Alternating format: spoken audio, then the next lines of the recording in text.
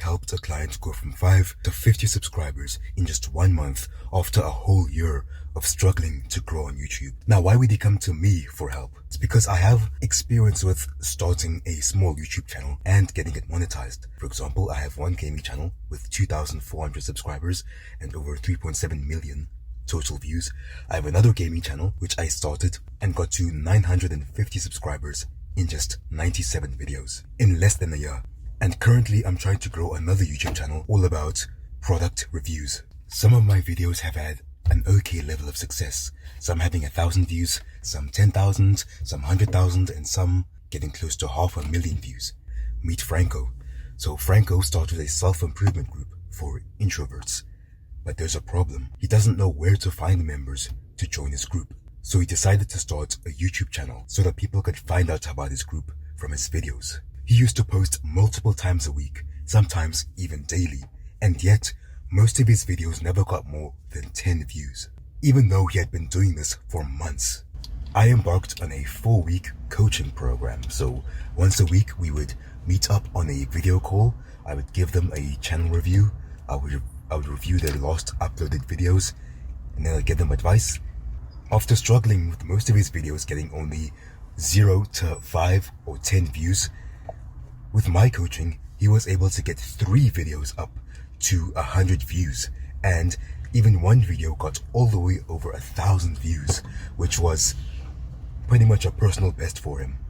In fact, the moment he saw those numbers, he decided to private all of his older, less successful uploads. So here are 5 mistakes that Franco was making and how I got him to avoid them. First of all, he tried to cover way too many topics under one channel. A lot of small YouTubers hate to hear the advice of pick a niche, but unfortunately it works really well. So one thing what Franco was doing was covering 3 different types of topics. So I told him, yo, you gotta relax. You gotta pick just one topic to make videos about. And in his case, he settled on self-improvement for introverts. So once we got that niche down, all of the videos now targeted a much more specific type of viewer. And that's why his recent uploads had much more success, is that if one person watches one video, then they're more likely to binge watch the other videos because they happen to be interested in the topics that you post about. The second mistake he did was to ignore his thumbnails. Thumbnails are pretty much one of the first things a viewer sees before they watch your video. So if you have the best video in the world, but your thumbnail sucks, no one's gonna watch it, and it's gonna be stuck with 50 views. So while his thumbnails still aren't that good, they are much better than what he did last time, because now he adds in a little bit of text to keep things a bit more interesting.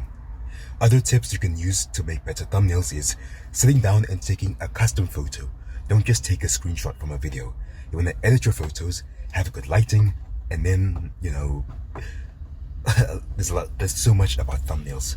I'll make a separate video about that. As a general rule of thumb, I suggest you spend between 15 to 45 minutes designing your YouTube thumbnails. And don't just make one thumbnail, try and make it up to 3 different thumbnails so you can test them out to find the best one. Most of Franco's old titles were quite literal and had no flavor of emotion, so I told him sit down and try and understand what are the desires of your audience, what are the struggles of your audience, what are things your audience wants to avoid. And so if you look at the niche of productivity for introverts, he specifically covers the INTP personality type. And one issue with the INTPs is that they tend to be quite ambitious, but they rarely ever put in consistent work to actually achieve their goals. So I told him, hey, that's a pain point right there. A pain point being you never live up to your potential. So if you make a video title talking about how you can help INTPs live up to their potential, then boom, people are going to click on it. Now, if you're scared of coming off as too clickbaity, just remember, it's not clickbait if you actually deliver on what you promise in the title. Now, you could master the title and the thumbnail, but if your intro sucks, people are going to click off right away. So when YouTube decides whether or not to recommend a video, it focuses on a couple of things. The 2 main ones being click-through rate, and average view duration. Average view duration is the one we're focusing on right now. It basically means for how many minutes did viewers watch your video for on average. And so if your intro is bad, people aren't gonna watch that many minutes of your video. So with Franco, I told him a very simple two-step formula to create intros. I call it the double hook method. For the first hook, you basically want to say one of three things. You want to ask a question to the viewer, you want to make a statement like an interesting fact, or you just repeat what your video title is. So for each example, you could have a statement with, did you know that 80% of people never achieve their New Year's goals? Now there's a secondary hook. This is where you then tell the viewer what they can expect to get out of the video.